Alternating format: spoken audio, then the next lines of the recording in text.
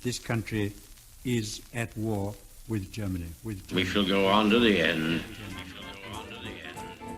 I remember the sheets of flame which came up and almost blinded us from our guns.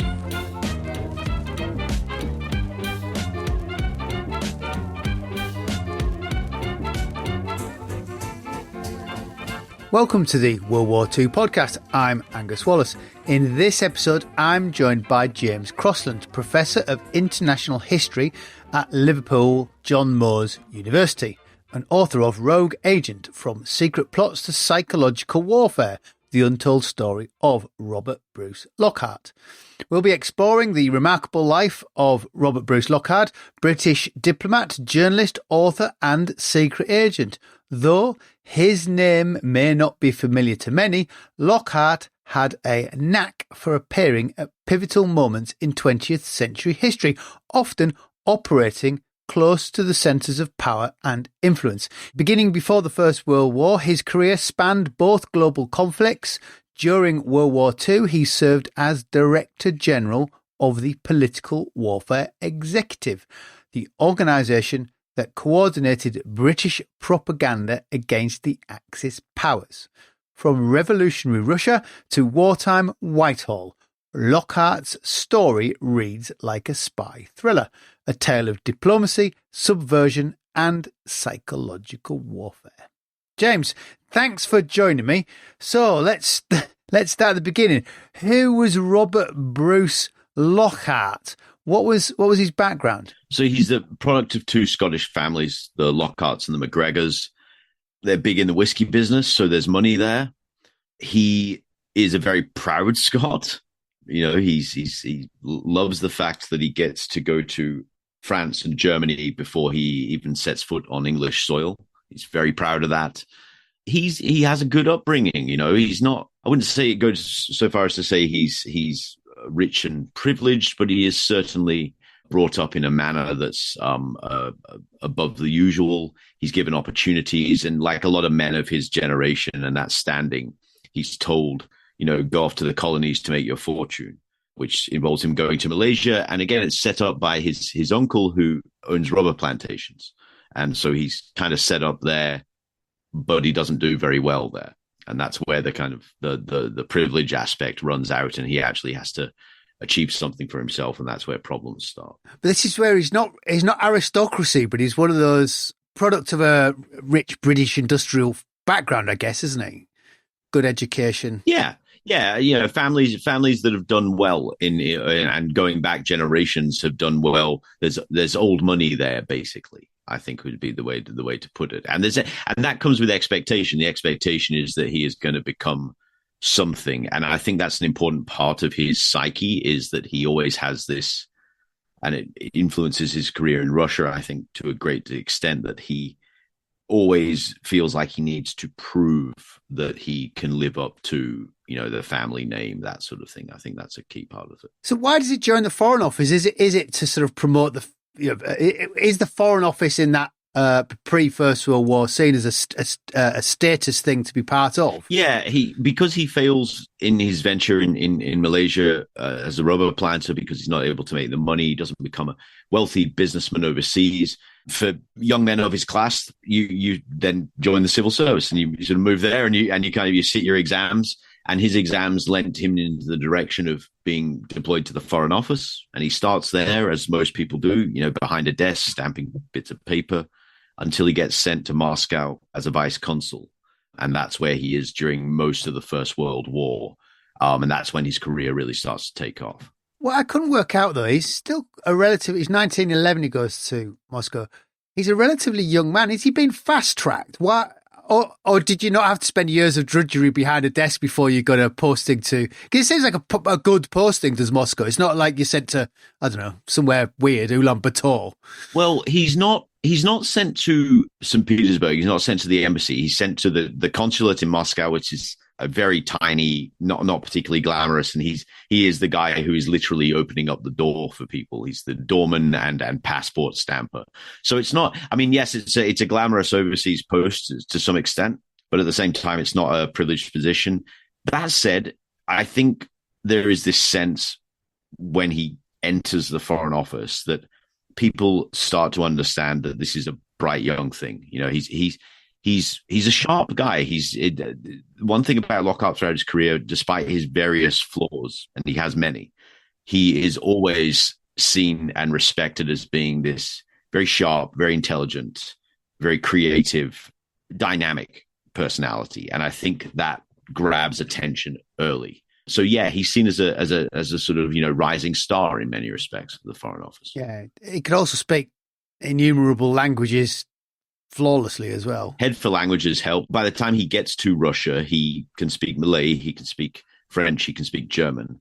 He picks up Russian in about 6 months.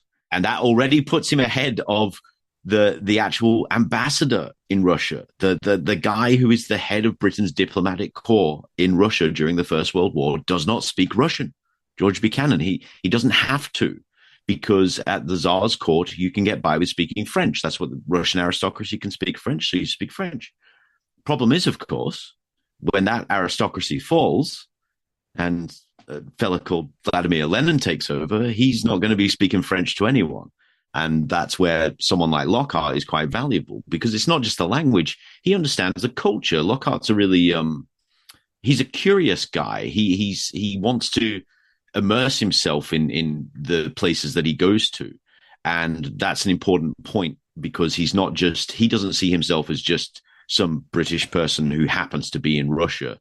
He wants to go native, for want of a better term. He wants to throw himself into what it is to be in Russia, which sets him apart again from a lot of other people in the diplomatic corps. Yeah, I guess that must make him an asset as well, because then presumably if you're going native and, he has a very active social life, big drinker, presumably then at the same time you're picking up on what is happening at a different level in the Russian court. So does he see the revolution coming? Yes, he does. He has some, what I would say are almost like inherent gifts for being a spy, in that he is very perceptive. He's very intelligent. He's very curious.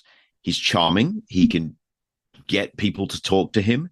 He doesn't mind who he talks to. And again, this is really unique amongst British diplomats. He is quite happy to go boozing with anarchists and dissidents and, talking to people who own factories and hearing them lament, the workers want to go out on strike and da-da-da. So he's gathering these little bits and pieces of intelligence in the years running up to the Bolshevik Revolution.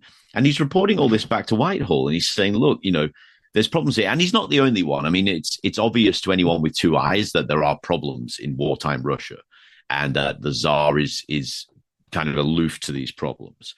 But he is able to get, anecdotes on the ground from people who are seen as the unsavory types of this anti-Tsarist movement, and he gets his head around what their intentions are. And their intentions obviously are pretty dire. So yeah, he does believe that Russia will collapse, and it will collapse in no small part because the Tsar is keeping himself removed from the fact that his people are agitating for change. He's in Petrograd, isn't he, actually, when the revolution breaks out? He's actually, this is testament to his character, he's actually sent home just before the revolution because of a scandal where he gets into an affair with a woman he probably shouldn't have. And he's actually sent home because it's seen as a bit of a humiliation for the British diplomatic corps there. So he misses the revolution, but he is sent back in January 1918, and that's when his real secret mission in Russia starts. Now, this I found completely intriguing. So he goes back as as a representative of Lloyd George as Britain's agent. Well, firstly, how did he become to the attention of Lloyd George? Who was he prime minister? He's when the prime minister, yeah. He was prime minister. Top of the food chain. And what on earth's a Britain's agent? Where does that fit into the Foreign Office hierarchy? Because it's not an ambassador. It doesn't. It exists outside of normal channels. So the concept of an agent is basically it's a Victorian concept. You can find agents across the empire during the 19th century. These are people who are basically sent to trouble spots with a very wide-ranging brief to sort it out. I mean, that's basically the mission brief. Go there to whichever place there is where there's some sort of coup, insurrection, unrest, political instability, whatever it is, and figure something out for us. That's basically it. You report directly to the Prime Minister and the War Cabinet. So you don't have to report to, in Lockhart's case, he doesn't have to report to the ambassador in Petrograd. He is reporting directly to the cabinet. He's brought to the attention of Lloyd George by Lord Milner, who is in the War Cabinet, who has a trip to Russia in 1916, I think it is. Again, Lockhart's charm. He's very impressed with Lockhart. He this young, dynamic, energetic, fluently Russian-speaking guy who seems to have a handle on what's happening in Russia. Milner becomes a supporter of his, and he remains a supporter of Lockhart's for quite some time. So Milner says to Lloyd George, look, we've got this problem, obviously, where Russia, our ally in this war against Germany, is now in the hands of revolutionaries. We don't know what their policy is going to be vis-a-vis continuing the fight against Germany. If they extract themselves from the war, then us and the French are going to take the full might of the Kaiser's legions on the Eastern Front. They're going to turn west. We need a fixer. We need an agent. And this guy seems to be the guy for the job. How did that mission manifest itself when he gets there? He's trying to essentially keep Russia in the war, isn't he? Or at least somehow connected to the war. Well, that's the idea. The idea is to keep Russia in the war by any means necessary. Now, obviously, that's not going to work because the Bolsheviks, one of their first orders of business is to extract themselves from the war, which they do in March 1918. So from that point on, and this is the important point about the agent role, his brief is to get Russia back in the war. That doesn't necessarily mean get the Bolsheviks back in the war. That means get whoever is in charge of Russia to keep fighting with us. And that opens up all kinds of possibilities because we forget this about because we know how the 20th century unfolded. We know what happened with the Soviet Union. We forget that none of that was inevitable. And particularly in 1918, 1919, like the Bolsheviks are not in firm control of Russia. There are so many factions opposed to them. Socialist revolutionaries, the white armies who are counter-revolutionary pro-Tsarist forces. Russia is starving. The Bolsheviks can't sort out the food supply. Cities are basically lawless. The Bolsheviks are not popular. And the idea of some kind of coup against them, some kind of counter coup that would either reinstall a pro-Tsarist government, which is a thought that's there until the point when the Romanovs are massacred in July of 1918. After that, obviously, you start thinking, well, there are other Russians, at least, who you can put in the Kremlin, who are not Lenin, who are perhaps more agreeable to the West, who are willing to keep fighting the Germans, even though the First World War is coming to its end at that point. There are all these options. And because of Lockhart's fluid role, he's kind of left on the spot to rifle through these options and figure out which is best. It's a lot of responsibility for a man who is barely 30 years old as well. It's a slightly bizarre role because he's essentially operating in Bolshevik Russia, operating with the Bolsheviks, but at the same time with a remit to work against them whilst Britain is working against them, funding counter-revolutionaries, making troop landings and things. Yeah, it's an inherently two-faced role. He on the one hand, he's there to, and he's hanging out with Trotsky and talking to him about how, we can work together, et cetera, et cetera. But at the same time, he's passing money to counter-revolutionary forces. And later into the summer of 1918, he's actually talking to socialist revolutionary terrorists about, their plans for usurping Lenin. One of them actually wants to kill Lenin. And he's also conspiring with members of the American and French diplomatic corps and their various intelligence agents who are all on the same page and saying to themselves, well, it'd be great if we could get rid of these guys. And that's how he starts formulating this thing that comes down through history as the Lockhart plot, this grand secret plan to bring down the Bolshevik regime. So this is where Sidney Riley fits in, isn't it? Who's Sidney Riley? So Sidney Riley is the so-called ace of spies. He's an MI6 officer, really sketchy guy, more con man than spy, to be honest. He was originally born just outside Odessa in Ukraine. He can speak Russian. He has a familiarity with the culture. He has proven himself to be quite wily and resourceful in various situations. The head of MI6, Mansfield Cumming, is very hesitant about deploying Riley to Russia. He actually says in his diary, this I don't trust this man at all, but we've got no one else. Because you have to remember, MI6, I mean, it's not even MI6 yet, it's the Secret Intelligence Service, SIS, and it's only been around since 1909. And it's not what we think of today when we think of the Secret Intelligence Service. We're talking about a very ad hoc institution that is under-resourced, that has to, basically there's no training programs. There's this chap seems to know what he's doing. Let's get him on board. And that's where people like Riley get in and they get given these assignments. And his is to go to Russia and quite similar to Lockhart, go to Russia, figure things out.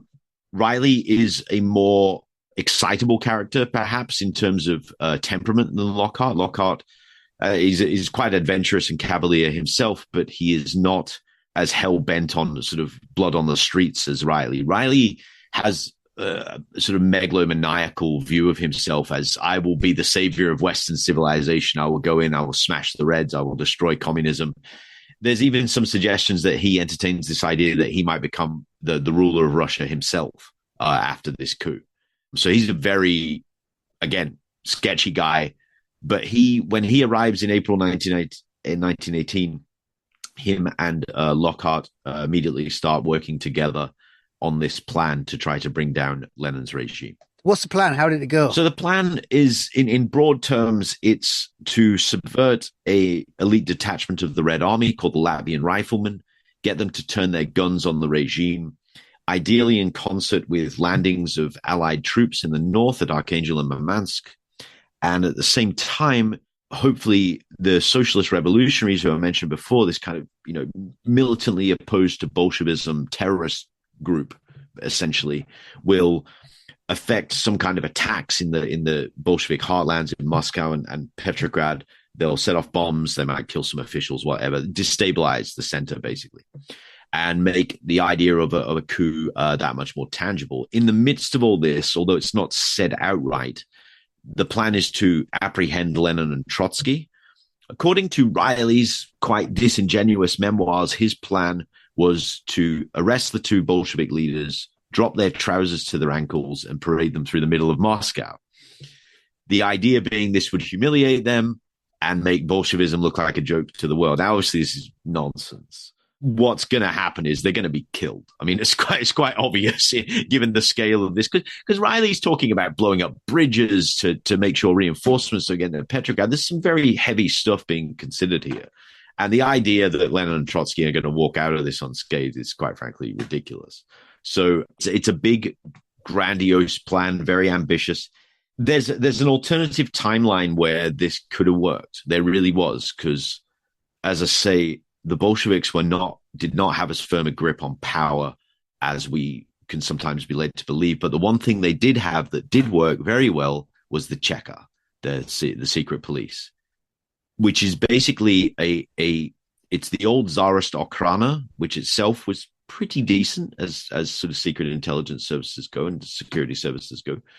It's that with a red coat of paint at this point.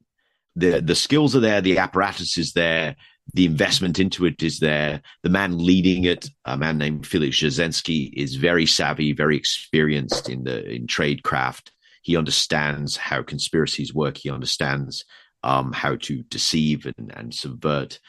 And it turns out that the men whom Riley had initially contacted in the Latvian Rifle Brigade, they were working for the Cheka. So they were double agents, and that's how the plot gets rumbled, basically. Gets unraveled. So how did the two of them manage to get out? Because obviously Lockhart survives. If they're picked up, does he have some form of diplomatic immunity as a British agent? Or? No, quite the opposite, actually. Because he exists outside of this sort of consular structure, he is basically expendable. I'm not even sure he fully realized it at the time. And it was when I was doing the research for this, I realized just the way in which he's communicated with Whitehall and the sort of instructions he's given, which are incredibly vague. It's obvious in hindsight that because he's a young man, he's quite cavalier. From Whitehall's point of view, they're like, we can let this guy loose in Russia and he might come up with something. But if he doesn't, that's fine. No harm, no foul, basically. He's an independent operator. Now, with that said, when Jasinski brings the hammer down on the conspiracy, he does arrest a good number of British, French, and American people in Moscow and Petrograd. Lockhart is among them. He gets detained at Lubyanka initially, and then he's sent to the Kremlin and imprisoned there. And it does become a bit of a sensation, in the newspapers. Why are they detaining Mr. Lockhart? What's going to happen?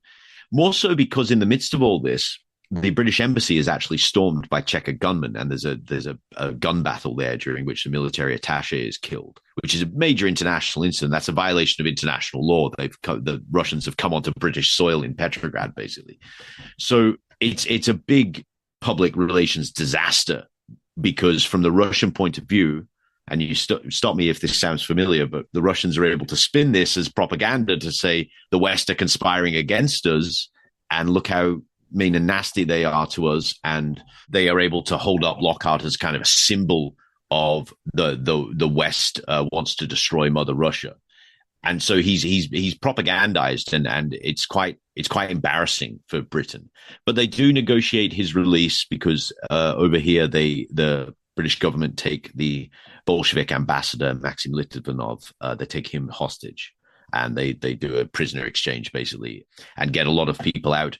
Riley, for his part, he manages to escape. He's never imprisoned. He has a bunch of safe houses in Petrograd. He has a number of mistresses who give him shelter, and he's able to ferry himself out. He actually arrives back in London before Lockhart. I think he arrives maybe September of 1918, something like that.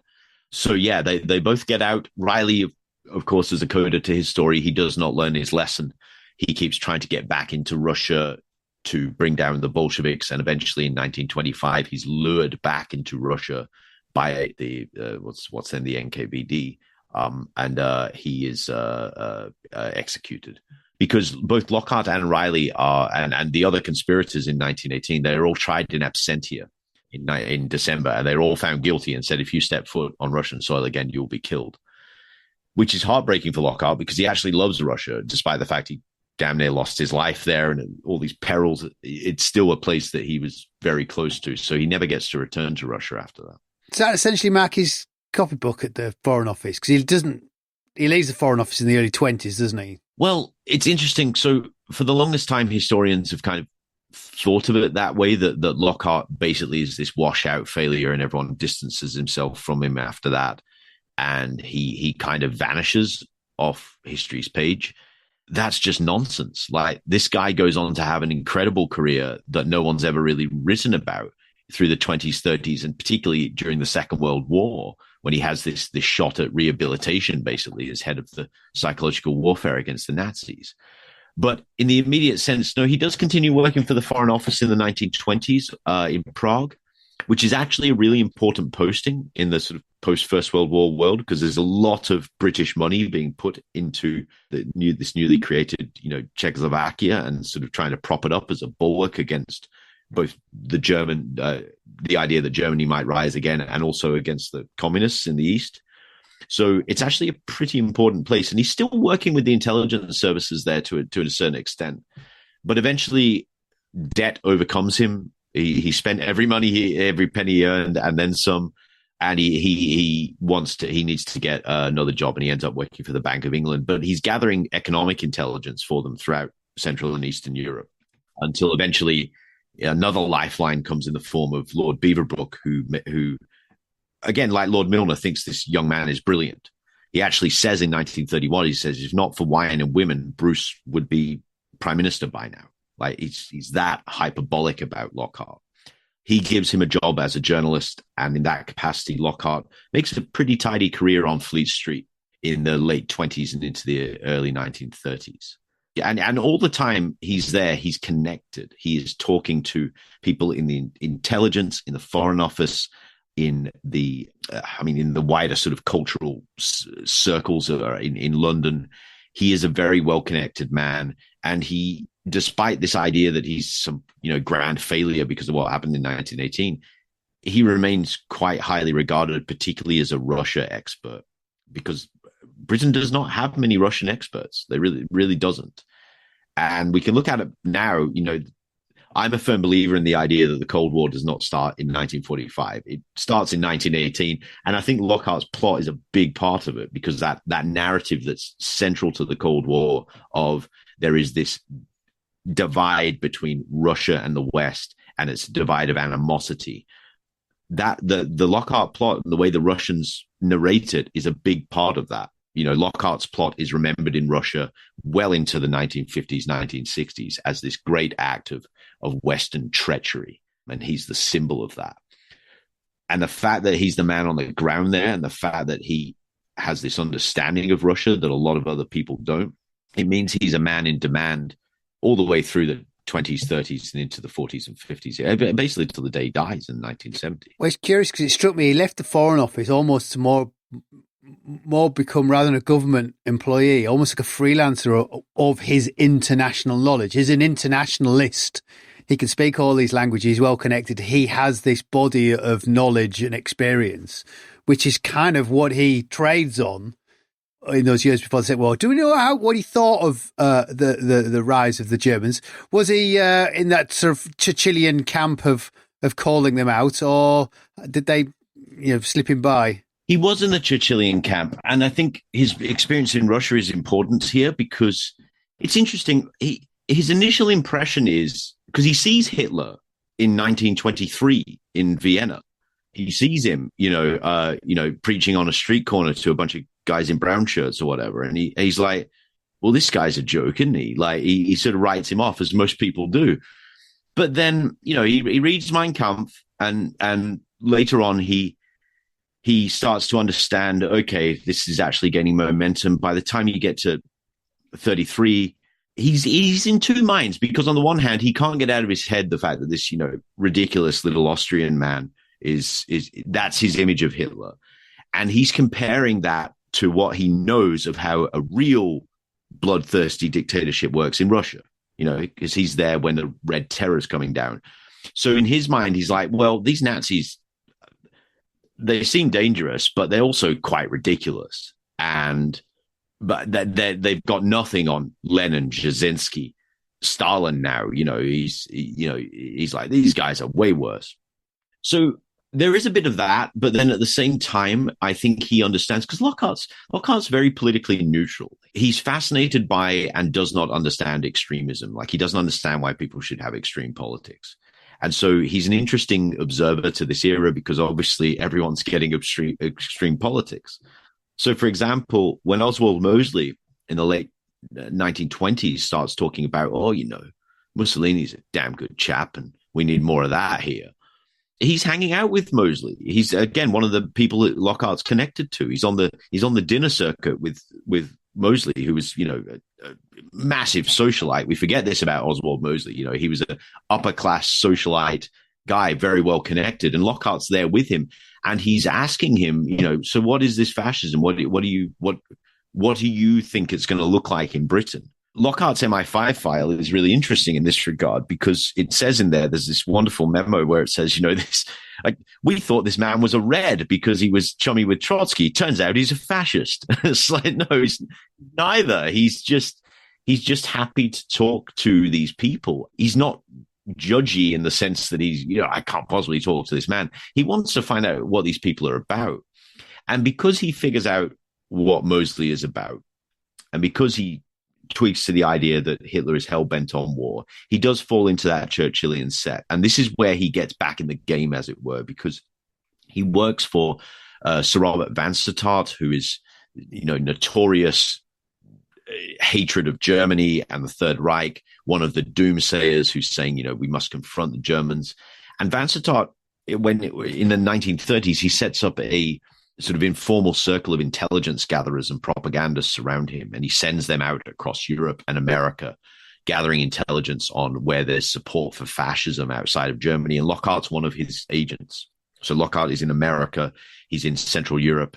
He goes to Romania with the Iron Guard and Antonescu's Iron Guard. And he's talking to these people, and he's like, so, where do you think this is going? What's going to happen when this war starts?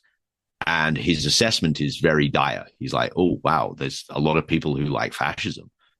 We might be on our own here. And he particularly says that about the Americans. He comes back from, because this is at the time when the Bund in America is really getting quite popular. And he's seeing this and he's saying, Jesus, this looks bad. It does actually say to Vansittart, I'm not sure we can rely on the Americans if we have to fight Hitler. I'm really not sure about this. So he's thinking a lot about this. He's very insightful in it. So but when war breaks out, though, how into the because he returns to government employment. So is it Vansittart that brings him back into government service? Well, no, because by then Vansittart's been booted because Chamberlain hates him, and he's completely opposed to appeasement. Lockhart, again, trading on connections that go back a long way. He's brought back in by a man by the name of Rex Leeper, who's not very well known. Ostensibly, he's this very beige career foreign office guy. First of all, he's one of the people back in Whitehall who's providing support for Lockhart during his time in Russia in 1918. So they know each other from back then. He's been connected to Lockhart and Riley throughout the 1920s. He is the founder of the British Council, which acts as basically a propaganda organ for Britain and the Empire throughout the 1920s and the 1930s. And it's actually under the cover of being a British Council lecturer that Lockhart makes these missions for Vansittart. So Leeper works for Vansittart as well. So he's very kind of connected to these sort of shadowy, either the fight against communism and then later the fight against fascism. And Leeper is, again, part of the Churchillian mold. He sees the danger. And what he's concerned about is our propaganda and the fact that the Nazis have built this Third Reich on propaganda, really skillful propaganda mastered by Goebbels. And Leeper's looking at what we've got and he's saying, oh dear, we don't understand anything about propaganda. I'm not sure we can mobilize people. I'm not sure we have a clear narrative about why we're fighting this war, why we're going to win it. The Nazis have all of this, and they've got buy-in from a vast majority of their population, and we don't know what the hell we're doing. And so he starts conceiving of these plans for propaganda. He starts firing off plans to his masters at the Foreign Office. Really, from the time of Munich in 1938, perhaps even before then, Leeper's sending memoranda saying, look, we need to prepare some kind of propaganda organization for the war. And what he gets is this very ad hoc collection of different organizations, they're not even centralized, that activate when Poland is invaded. Lockhart is at the time up in the Cairngorms fishing, which is his happy place. He gets a phone call actually at the pub in the village where he's at, because they know Leeper knows that's where he's going to be, and he says, we need you to get down here because this is after the 3rd of September. He's like, war's been declared. You need to come down here because we need you on board for the propaganda.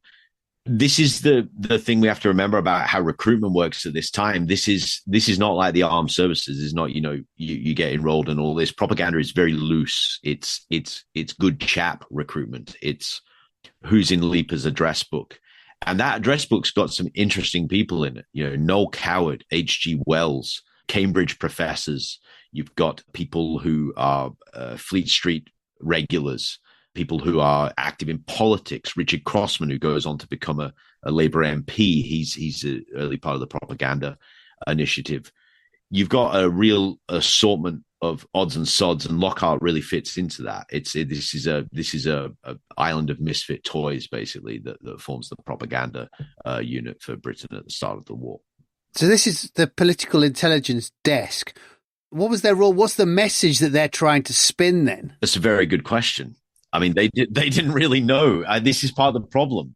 Part of it is because of Chamberlain. So keep in mind that those first months of the war, we're at war, but we're not at war. Chamberlain is still working on the premise that we can get out of this somehow, or at the very least, this will calm down. This is a time when, Goering is sending emissaries over. They're having backroom conversations with Halifax and so forth about how we can figure out a way to calm this down.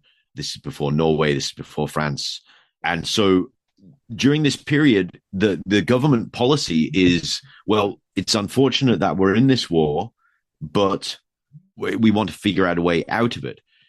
That policy is very hard to craft propaganda for. Any intelligence work, any secret work, you need good policy to back it, to give you direction and targeting. And there's no such thing for the propagandists at the start of the war. So what it amounts to is basically dropping leaflets over Germany. The first RAF raid of the war drops leaflets, not bombs. And the leaflets they drop are, a reprint of one of Chamberlain's boring speeches and a very poorly worded plea to the German reader to say, just knock it off, please. Stop supporting Hitler. He's a bad man. Have you realized this? That's the propaganda. It's very unsophisticated. And Lockhart is very frustrated because he realizes that there needs to be an extra layer of sophistication to this for this to work. Which Anthony Eden approaches Lockhart to review the British propaganda programme. I'm slightly curious why he chose Lockhart of all people, although now I'm thinking about it, I think, well, actually, Lockhart's he's got that journalistic background as one of his many feathers. But what was Lockhart's conclusions when he reviewed that propaganda programme that they had in place? Actually, I'm not sure. I didn't make a note of what the date that is. So it starts in 1941, I think, that review. So that's critical because we know we're at war. Yes. So what's happened in the first years of the war is that you've had these various, because there are these different organizations. Leaper's organization is based at Woburn Abbey out in Bedfordshire. It's basically a lot of guys getting drunk and coming up with ideas. It's again, not very well organized. And then there's a few other divisions. So when SOE is founded, for example, they have a propaganda division, which Lockhart works for, which is under-resourced and underappreciated and similarly quite chaotic. And it's at that time that Eden asks him to review it. And part of the reason Eden asks him is because, yes, as you say, Lockhart actually has this journalistic background. He's a best-selling author. I mean, he wrote his memoirs of his time in Russia in 1932. Very well known. He's an old Whitehall hand by this point as well. Like, he's been around. He knows the game, as it were. And he's also very well connected to the intelligence and military service. And a lot of these propagandists are not, as I say, Noel Coward, who does work for SOE, but he's there because of his brain and his words. He sort of lacks a gravitas, doesn't he, when he hasn't no coward when it comes to international relations. Exactly. He has not looked, Trotsky in the eye, no cowards. But Lockhart has, and Lockhart's also not afraid to say if something's rubbish, which is precisely what he does when he makes this review. He says, basically, we've got no direction, we've got no policy, we've got no strategic themes. We have a bunch of people coming up with ideas that don't stitch together into a coherent narrative. The support from the ministry, from the ministerial support, is terrible. We don't have enough money. Everything that could be wrong is wrong. This is where there's perhaps a bit of a mercenary aspect to this, because Lockhart's suggestion is we need one body with one man, and guess who should be in charge of that? He doesn't say it outright, but the inference is there. You also have to keep in mind that Lockhart is still in debt because, as I said before, he never understands the value of money.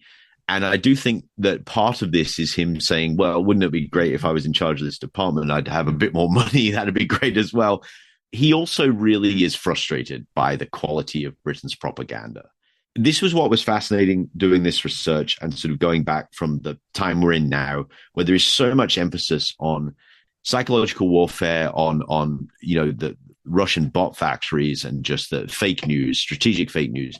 The fact that there is this ongoing, almost global conflict now centered on Russia, but other state actors are involved as well, of investment by governments in propaganda. I mean, we have our own Battalion 76. We have our own. It's now recognized as an integrated part of any good military operation. Back then, it wasn't. What Lockhart's pitching is basically that. He's saying we need to stop looking at propaganda as this thing we just kind of do because it would be nice to do it, and think of it as something that is actually integrated into our war effort. Think of it as something where we are promoting victories we have, where we are obscuring defeats that we suffer, and where we are putting out fake news. And that's not just dropping leaflets, that's producing fake newspapers that are distributed throughout Europe. That's fake news radio stations broadcast into Europe, and disseminating narratives that can disrupt the German message and undermine German morale and perhaps cause, mutinies, dissent, all this sort of stuff. When you look at some of the ideas Lockhart's laying down, this is the stuff that people are talking about today. He's very ahead of his time in thinking about this in this grand strategic manner. So that he does become Director General of the Political Warfare Executive, but they do inherit some schemes, don't they, from Warburn? Tell me about Sefton-Delmer as the chief, because I just thought it was a fantastic scheme. I just thought this was brilliant. I can see how it doesn't fit into perhaps the overarching ideas that he was doing, but it's such a fabulous scheme. So Sefton-Delmer is probably the most gifted propagandist Britain had during the Second World War. He spent a lot of time in Germany. He's actually there during Hitler's rise to power as a correspondent. So he's there at the big rallies, taking note of how Hitler uses hand gestures, certain words, lighting. He understands the sophistication of the German propaganda operation. And he, like Lockhart, is looking at what we're doing and going, well, this is shambles. And what he comes up with is he comes up with several plans, but the most notable one is this idea of a radio show that will be broadcast into Germany that is intended for German audiences. But unlike some of the other radio programs that the Political Warfare Executive has that they're broadcasting, not just into the Reich, but into the occupied territories, those other programs are very overtly propagandistic. They're very much, an appeal to the workers, an appeal to the farmers, an appeal to the mothers and wives of the soldiers on the Eastern Front.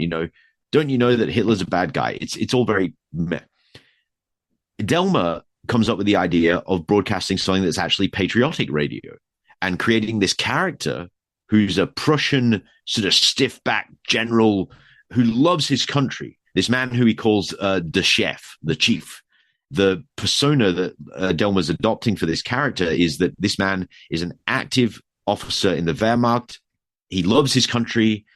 He talks about how wonderful the victories are and how he must smash the British and their allies, but he hates Hitler.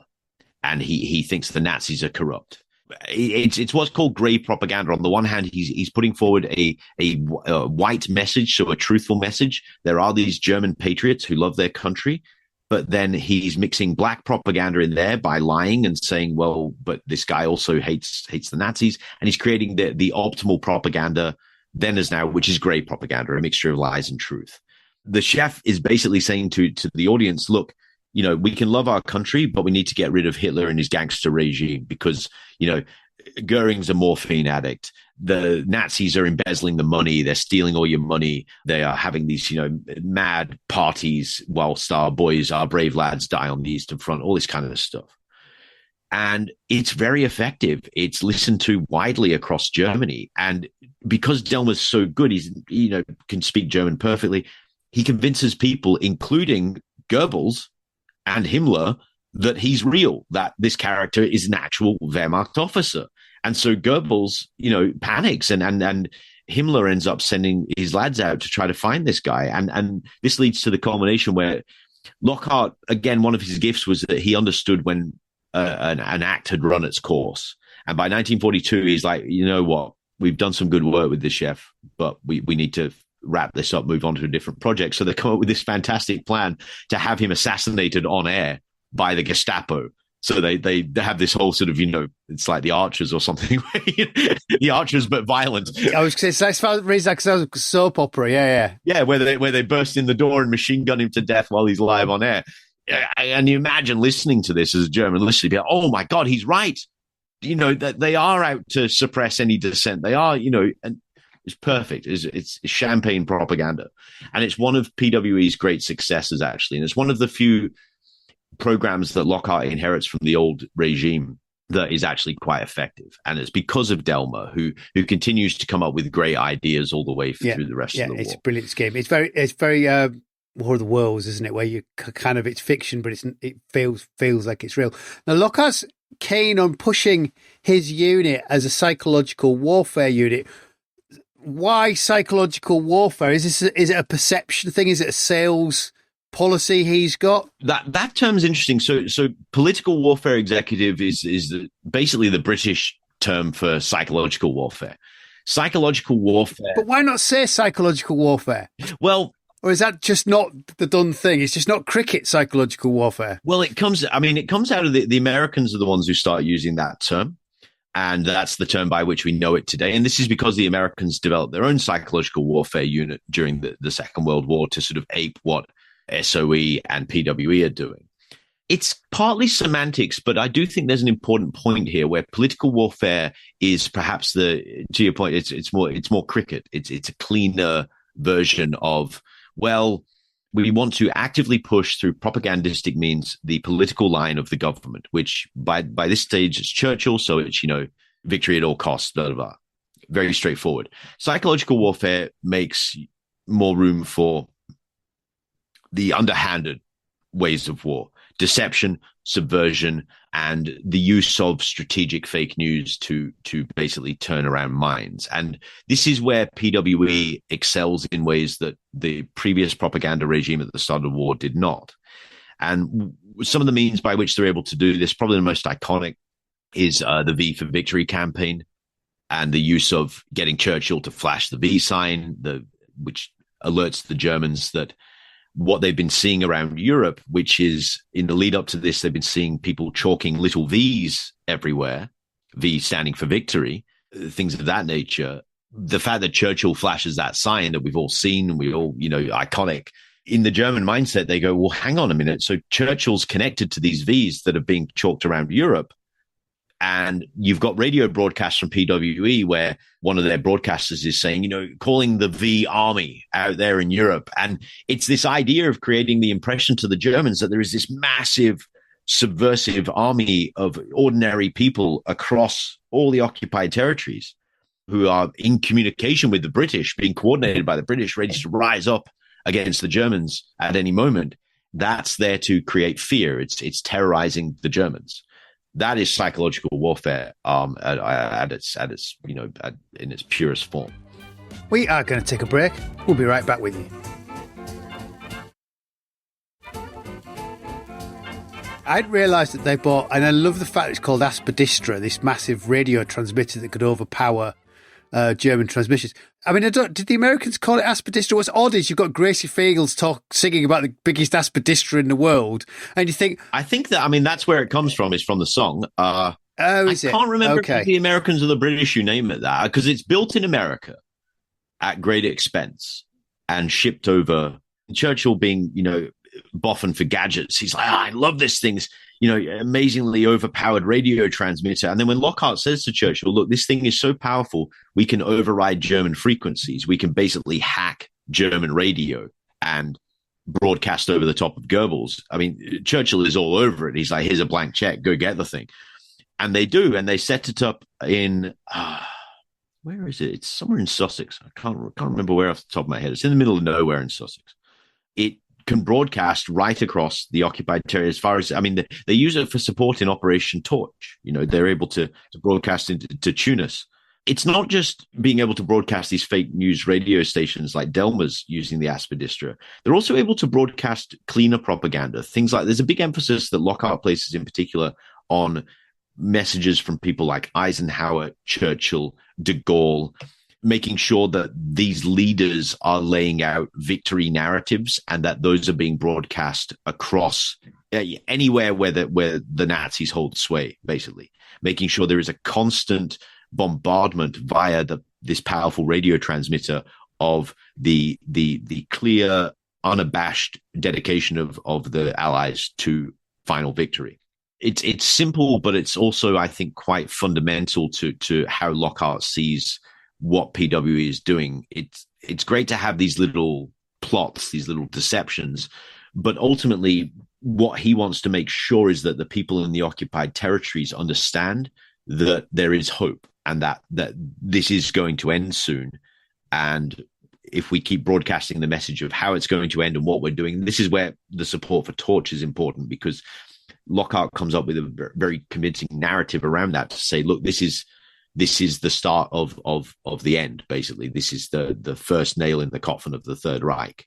This isn't just some operation in North Africa. There's symbol to this, weight to this. It does the same with Husky as well, to follow up on that, Yeah.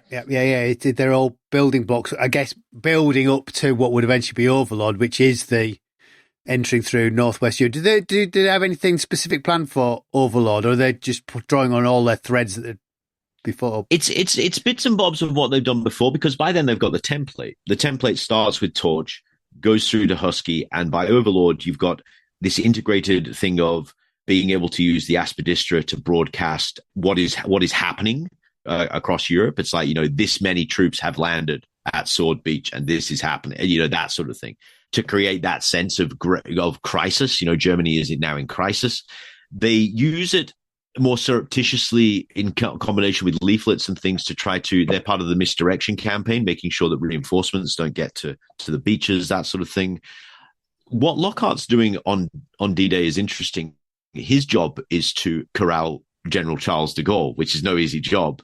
His job is to get him to the microphone so that he can broadcast precisely at the moment when boots land on the ground on French soil. He can broadcast a chest-beating speech to the French people, which again, simple but meaningful, because it's de Gaulle saying the words, and the words are unambiguously, okay, the Nazis are done. We have landed successfully. We have established the beachhead. It's now over by the shouting, which obviously isn't entirely true, but there's enough truth in that in the moment to reinforce this narrative. What's curious is that Lockhart decides in November 1944, the war's not over, that his time within the political warfare executive is coming to an end. I wonder why he felt that.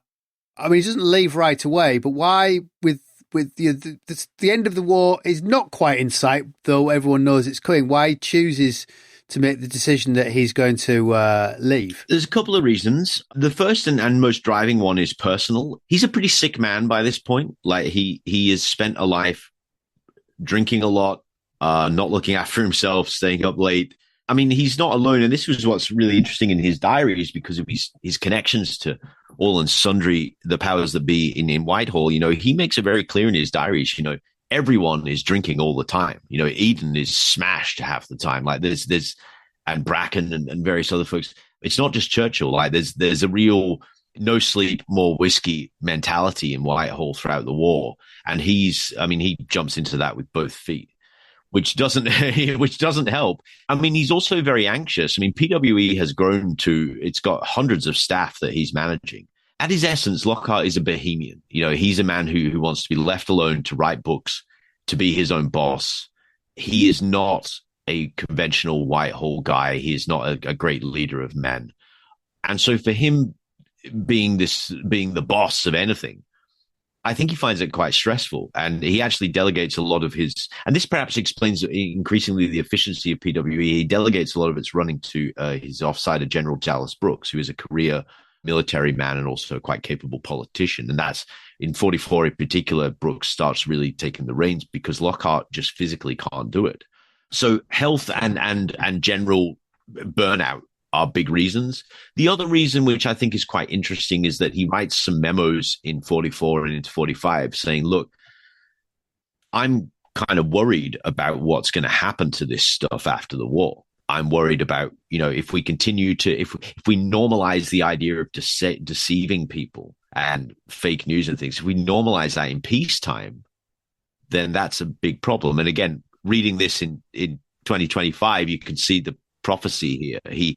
He foresees a future where if truth is just bent on principle, and if states have the means to bend that truth, what's to stop them doing that? He has some concerns about that. He insists, for example, when he steps down from PWE, he says the PWE as we know it needs to be abolished. It needs to go back to its original cover, which was the political intelligence department of the Foreign Office, which is far more innocuous and kind of, we just gather intelligence on what's happening in different countries. That's very, bland sort of political, very tame stuff. I mean, he's very unhappy about PWE being given the task of being involved in denazification. He doesn't like that, which they do end up doing some of that, because PWE runs until about 1946. It kind of peters out. A lot of the people working for it end up getting other jobs. They kind of see the writing on the wall, and the thing sort of falls away. But obviously the lessons of it don't go anywhere, and they end up being incorporated into a number of things that happened during the Cold War. and the whole sort of battle with the Russians over information, hearts and minds, and everything. A lot of what PWE comes up with is actually taken on board by the Americans when CIA is established in 1947. Lockhart actually acts as a consultant for a time there. He works with CIA, advising them about Radio Free Europe and things. So it continues on, but is very opposed to the idea of the British state having a government-funded department that is dedicated to fake news and subversion. He sees problems with that, and I think he was right to see that. So is he allowed to live his bohemian quiet life after he leaves his job? Does he leave government work? Well, no, he's not. He leaves in 1945. His ambition is to retreat to the Highlands, write books, drink whiskey. If Fly Fish does not happen, I mean, he still writes books. He continues writing books into the I think his final book is in 1964, so it's not long before he dies. He continues writing books, but he's mainly writing books for money because he's now out of government service. He needs the money. He keeps getting brought back in because obviously the Cold War is ramping up. And so here's our Russia guy, come back in. And Eden is a massive fan of Lockhart. They are good friends. Lockhart spends a lot of time at Eden's house in the country. They are not just, he doesn't just respect him. He sees him as a friend.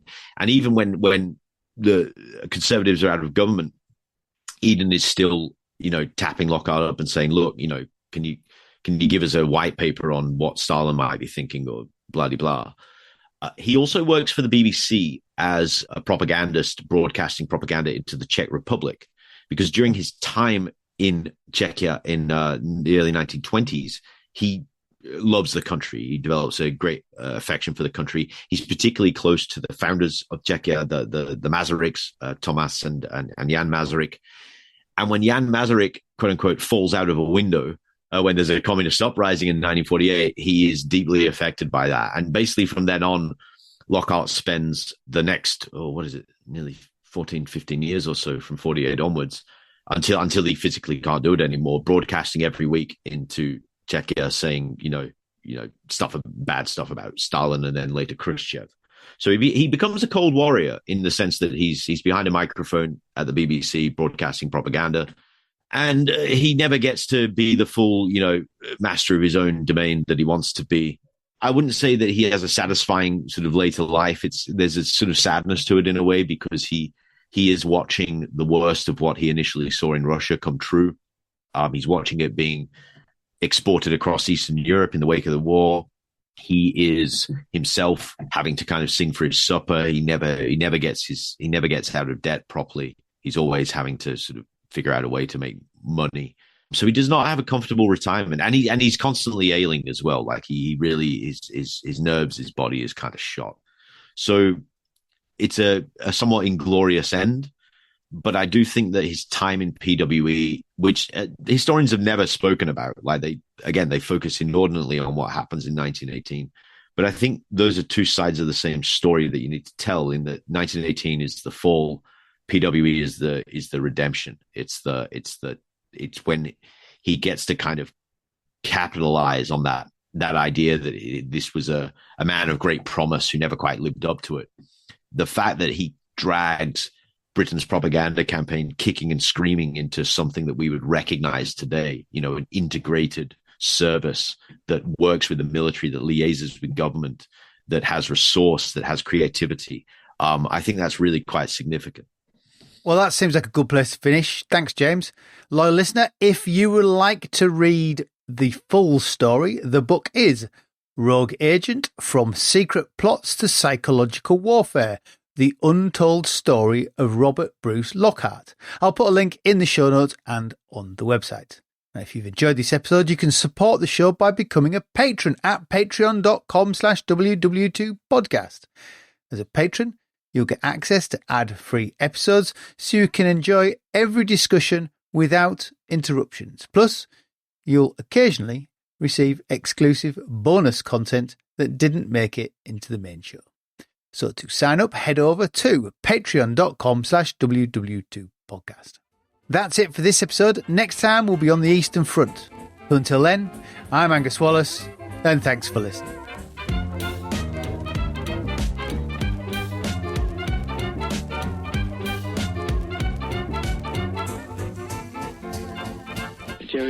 .38 millimeter gun hit our town and blew us the hell out of it. Stalingrad can never be repaired. As Allied Commander-in-Chief, I have granted a military armistice